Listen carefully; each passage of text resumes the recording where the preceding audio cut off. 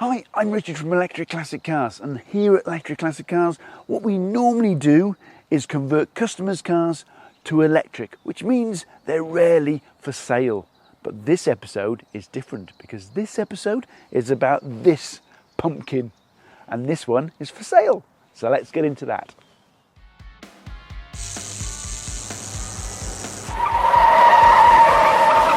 So we partnered up with an amazing company called Banso Electric, and I'm going to put all their contact details in the description of this video so you can go and inquire about this lovely car here, for instance.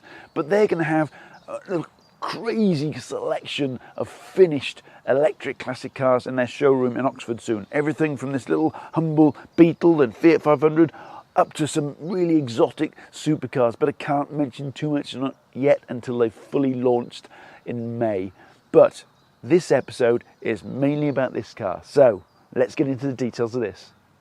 So what do we have here apart from my favourite car, the VW Beetle? Well, specifically it's a 1971 1200 base model Beetle, and it's been lovely restored and painted orange, high voltage orange obviously. But we'll start at the business end, I think. We'll start in the old-fashioned, ye-olde-fashioned engine bay, which used to have that smelly, asthmatic 4-pot Beetle engine in, which I loved. I spent many a decade playing with them, but it looks a little bit different in here now.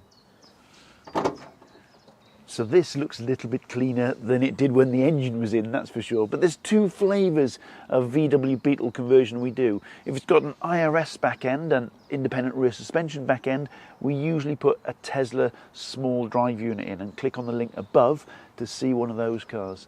But this is a swing axle rear end, which means that what we'll put in is a Hyper 9, which is a 120 horsepower synchronous reluctance permanent magnet motor, and that is coupled to the original gearbox. More on how you drive that later. We've got a 7 kilowatt charger up here. This is the inverter for the motor, and over here is just the cooling system for the cooling plate underneath the inverter here. So it's a really clean setup in here. No oily dipstick and belts and filters to change and oil to change and all that malarkey that comes with maintaining a Beetle engine and keeping them alive. There's literally zero maintenance on this thing. Now, moving around to the front, we'll be able to see some of the battery pack. So what we have here in the front is spare wheel, obviously. You got your charge cable in there as well, and 2/5 of the battery pack, and it's bolted into the existing holes where the old fuel tank used to be, and it just sits at about 2 inches higher than the original fuel tank, but still quite a bit of luggage space, I'd say.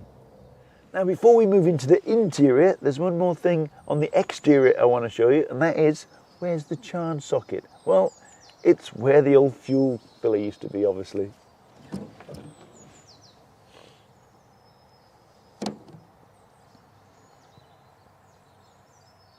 So interior wise, I mean, you can tell it's a 1200 model because it's still got the metalwork here. The other models had kind of vinyl here, but I want to show you the rest of the battery pack, which is behind the back seat in the old luggage area over here. So that is a 30 kilowatt hour battery pack now, split between the rear and the front. Should be good for about 100 miles.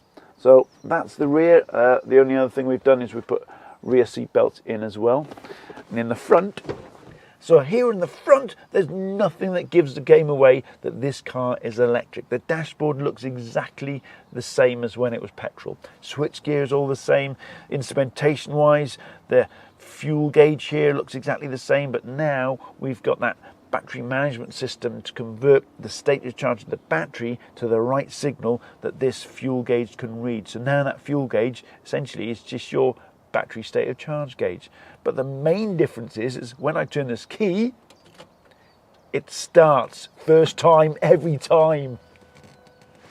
Right, that's enough chat. Let's go for a drive. Go on, Tim, pack your stuff away, mate, and let's go.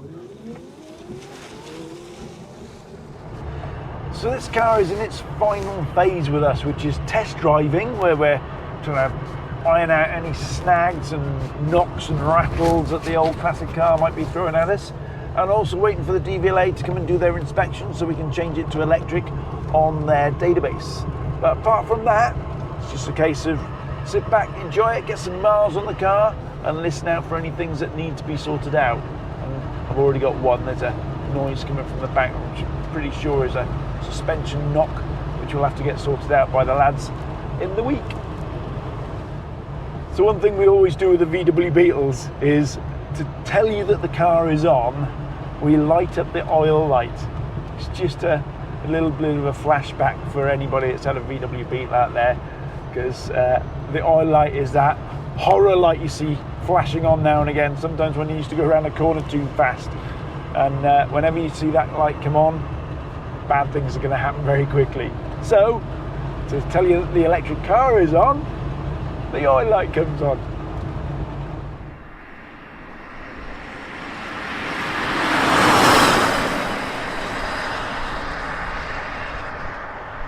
Now, this car has an original gearbox attached to the electric motor, which might confuse some people out there, so it's probably worthwhile explaining how that works. Well, the Hyper 9 motor doesn't rev that high. It revs to around about 6,500 before the torque really starts to drop off, which is, fairly similar to the original Beetle engine. But the torque down low goes right the way down to 0 RPM.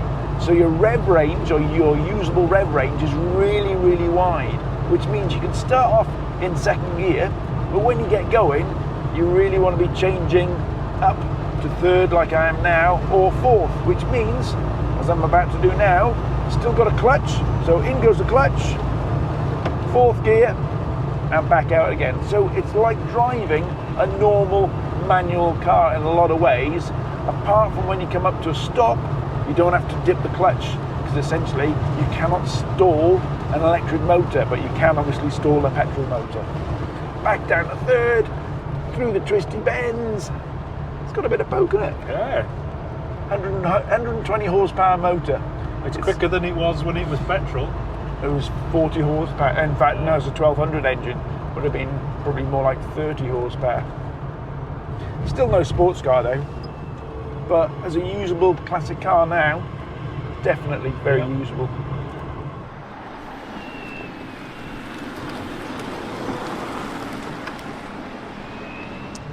So how do you find this drives differently to a Tesla powered version then? Obviously it's got less power, but is it much different on the road? Definitely feel it's got less power, but then again, you don't need stupid amounts of power with a VW Beetle, says the man that's got a 600 horsepower VW Beetle. It's a bit more engaging with the gears, because you've got a, Because the Tesla doesn't have the gearbox. No, it's just one gear and that's it. So we do have to third gear, fourth gear, second gear into hairpins, etc. It's a little bit more engaging in that respect. But apart from that, that's pretty much it, really. And I suppose we're pushing it because we live in mid Wales and everywhere's got a hill. And we know the roads. Yeah. So most people that live in a sort of flatter area, this would be plenty enough power for day-to-day city driving and Sunday drives, that kind of thing. Bear in mind the original VW Beetle 1600, this is it used to be a 1200 engine. The 1600 engine used to put about 45 horsepower out. This is 120 horsepower. Wow. And a lot more torque. So I'm in third gear here, going uphill, and we can accelerate. That's more than enough to keep up with modern traffic.